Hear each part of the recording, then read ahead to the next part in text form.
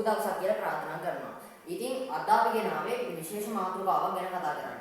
ඒ තමයි මේ දිනවල විවිධ සමාජ මාධ්‍යයන් ඔස්සේ සංසරණය වන කාරණයක් තමයි මෙන්න මේ අධ්‍යවදාන COVID-19 තත්ත්වයන් මේ දිනවල ලංකාවේ පැතිරෙනවාද කියන සම්බන්ධය.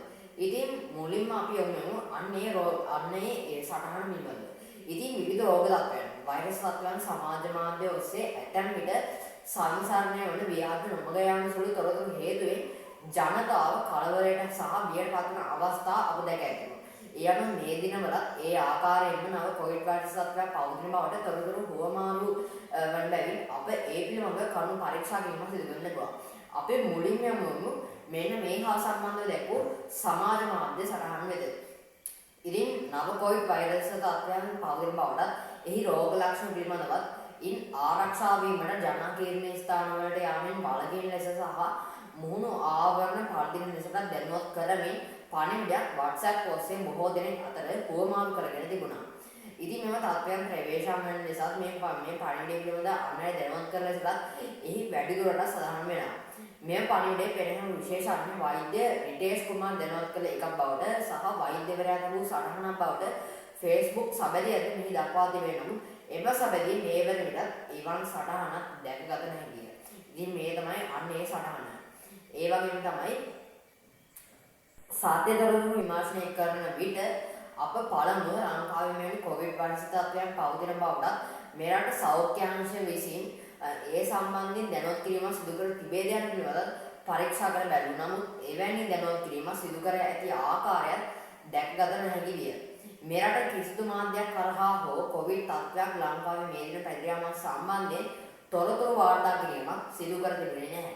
ඒ අනුව ලංකාවේ මේ දිනවල මෙවැනි නව කොවිඩ් වෛරස් තත්ත්වයන් පවතිනවාද යන සම්බන්ධ වැඩිදුරටත් තහවුරු කර ගැනීම සඳහා සෞඛ්‍ය අමාත්‍යාංශයේ වෛද්‍ය රංජිත් බටුවන්තොඩුව සම්බන්ධ කරගන්න ලැබුවා. වෛද්‍ය රංජිත් බටුවන්තොඩුව මහතා පැවසුවේ සෞඛ්‍ය ප්‍රවර්ධන කාර්යාංශයේ අධ්‍යක්ෂ වෛද්‍ය රංජිත් මහතා සඳහන් කරේ අවසන් වරට ව්‍යාප්ත වූ කොවිඩ් වෛරස් ප්‍රභේදය වඩාත් දරුණු එකක් නොවන බවත් ලෝකයේ රටවල් එන්නත් කරන්නට බොහෝ සෙයින් යොමු වූ නිසාවෙන් මෙම තත්ත්වය පාලනය කරගත හැකි වූ බවයි.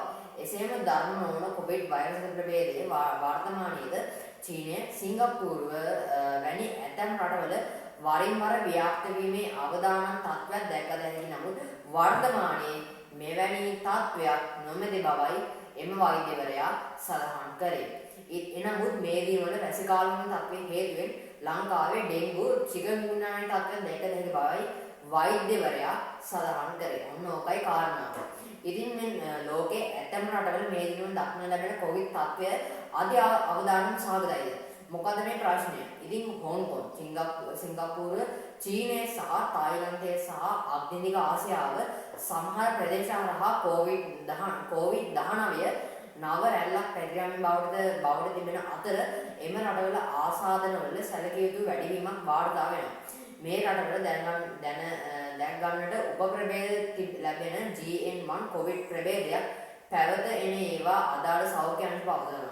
විශේෂයෙන්ම සිංගප්පූරුවේ පසුගිය වසර තුළ රෝගීන් සංඛ්‍යාව 128කින් ඉහළ ගොස් සිටි අතර මැයි 3 වෙනිදා වන විට රෝගීන් 14200ක් වාර්තා තිබෙන බවද වාර්තා වනවා. කෙසේ වෙතත් අධ්‍යවදාන සෞඛ්‍ය තත්ත්වයන් නොමිති සාමාන්‍ය සෞඛ්‍ය සම්බන්ධ එන්නත් කරන ලද පුද්ගලයන් සඳහා වර්තමාන COVID-19 රැල්ල ඍතුමය උණ පැතිරීමක් සමාන බවත් එය ධර්ම තත්ත්වයන් නොවන බවත් විදේශ මාධ්‍ය වැඩිදුරටත් වාර්තා කර තිබෙනවා.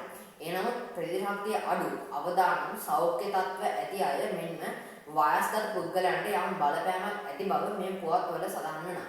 මේ සම්බන්ධයෙන් පළවෙනි ඇති පුවත් මෙන් ඔබට පහත ඩිස්ක්‍රිප්ෂන් එකේ ඇති ලින්ක් වලින් බලන්න පුළුවන්. ඒ අනුව සමාජ මාධ්‍ය ඔස්සේ මේ දිනවල හොමාරු වන සටහනට හේතු වෙලා තියෙන්නේ මොකක්ද කියලා අපි හොයලා බලුවා. ඉතින් මේ ඒ පිළිබඳව තමයි අපි හොයලා බලන්න හදන්නේ. මීට වසර 4කට පෙර කොවිඩ් වසංගතයේ සමයේ මුල්වරට හොමාරු වූ සටහනක සිංහල පරිවර්තනයක් අප ඒ පිළිබඳව කළ සොයාබැලීමේදී පෙනී ගියේ මේ පරිවර්තනය 2021 දී සමාජ මාධ්‍ය ඔස්සේ පළ කර ඇති ආකාරය මේ ඔබට දකින්න ලැබෙන්නේ. ඉතින් 2021 ගණන් වලට කොවිඩ් වෛරස් තත්ත්වයේ ව්‍යාප්ත පැවති කාලවකවානුව ශ්‍රී ලංකාවේ 2021 වසරේ මෙන්ම මේ වසරේදී හෝමාරුවන මේ පණිවිඩය ඉංග්‍රීසි භාෂාවෙන් හෝමාරු පණිවිඩයක පරිවර්තන බව අප වැඩිදුරටත් කළ සොයාබැලීමේදී පෙනී ගියා. ඒ අනුව මේ පණිවිඩය 2021 වසරේදී වෙනත් රටවල පිරිස් සිය සමාජවාදී ගිණුම්වල පළ කර ඇති ආකාරයද දැක්ගත හැකියි. මෙව එක් සමාජ මාධ්‍ය සටහනකට දක්වා තිබූ අදහස දැක්වුවේ මෙය කොපි බේස් කළ පණිවිඩයක් බව. ඒත් සමගම වෛද්‍ය රිතීෂ් කුමාර් පූල්මොනොලිස් නම් ගිණුමකින් මේ පණිවිඩය 2021 වසරේදී පළ කර ඇති බවට ඡායාරූපයක්ද අදහස් දැක්වීමේදී පළ කර තිබුණා. මන්ද මෙම සෑම පණිවිඩයක සඳහන් වන්නේ වෛද්‍ය රිතීෂ් කුමාර් නම් පෙනහම් විශේෂඥයෙක් විසින් මෙම දැනුවත් කිරීම සිදු කළ බවටයි. ඉතින් ඒ අනුව වෛද්‍ය රිතීෂ් කුමාර් නම් පෙනහම් විශේෂඥයෙක් සිටිනවාද යන්න අප සොයා බැලීමක් කළ අතර ඉන්දියාවේ එවැනි විශේෂඥ වෛද්‍යවරයෙක් සිටින බව අපට දැකගත හැකියි. ඔහුගේ Facebook ගිණුම පළල ඩිස්ක්‍රිප්ෂන් එකේ බලා ගන්න පුළුවන්. ඒ වගේම තමයි නමුත් මෙම ගිණුමේ මෙවැනි පණිවිඩයක් වර්තමානයේ දැකගත හැකි නැහැ. ලංකාවේ හෝමාරුවන පණිවිඩවලද මෙහි මුල් පරිගණක සමාජ මාධ්‍ය නිවැරදිව දක්වා තිබුණද එහි එම මුල් නම් පරිගණීමේදී මේ වන විට දැකගත නොහැකියි. එමෙන්ම 2021 වසරේදී කෙන්යානු රතුකොළ සංවිධානය විසින් මෙවැනි පණිවිඩයක් නිකුත් කළ බවටද එම වකවානුවේදී ව්‍යාජ පුවත් හෝමාරු වී ඇති අතර ඒ සම්බන්ධයෙන් සිදු කළ කරුණු පරීක්ෂාවක්ද ඔබට පහළ ඩිස්ක්‍රිප්ෂන් එකෙන් බලා ගන්න පුළුවන්.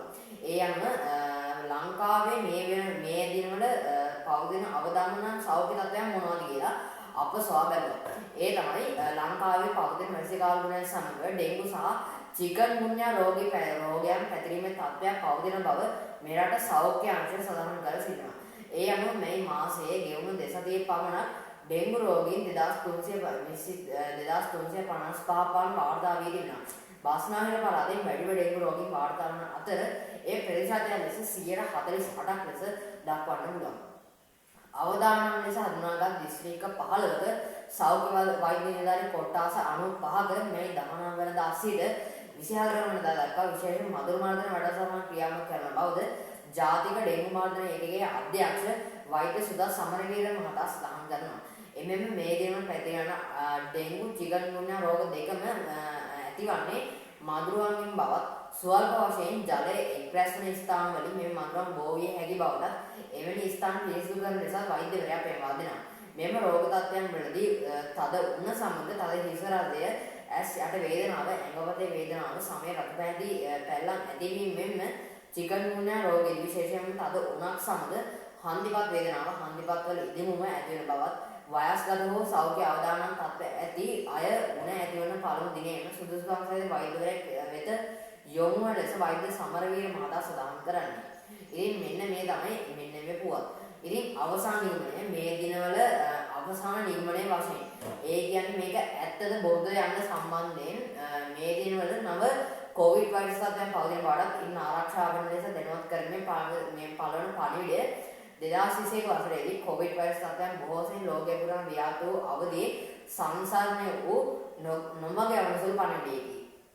කෙසේ වෙතත් විශේෂයෙන් අග්නිදිග ආසියානු ඇතැම් රටවල නැවත කොවිඩ් ව්‍යාප්ත වීමේ තත්ත්වයන් පැවතියද එයද පෙර කොවිඩ් ප්‍රභේදවලට වඩා අධ්‍යවදාන ප්‍රභේදයක් නොවන බවද සෞඛ්‍ය අංශ පෙන්වා දෙනවා. එනමුත් ලංකාවේ මේ දිනවල ඩෙන්ගු සහ චිකන්ගුන්යා රෝගී තත්ත්වයන් මැසිකාල්ගුණයන් සමග ව්‍යාප්ත වෙමින් පවතින බවයි මේ රට සෞඛ්‍ය අංශ සඳහන් කරන්නේ. ඉතින් මේ පණිවිඩය සම්පූර්ණයෙන්ම ව්‍යාජ පණිවිඩයක් සහ සම්පූර්ණයෙන්ම නොමග යවන පණිවිඩයක් කියලා අපට තේරුම් ගන්න පුළුවන්. ඉතින් ඔයාලා මේක මොකද හිතන්නේ? ඒ ගැන පහලින් කමෙන්ට් කරන්නත් අමතක කරන්න එපා. ඒ වගේම තමයි මේ දිනවල පවතින ඩෙන්ගු සහ චිකන්ගුන්යා රෝගවලින් ආරක්ෂා වෙන මඟ හරින්න එපා. ඉතින් අපි මේ වගේ වටිනා වීඩියෝකින් තවත් දවසක හමුවෙමු. එතෙක් ඔබට සුබ දවසක් කියලා ප්‍රාර්ථනා කරනවා. ආයුබෝවන් සියලු දෙනාට.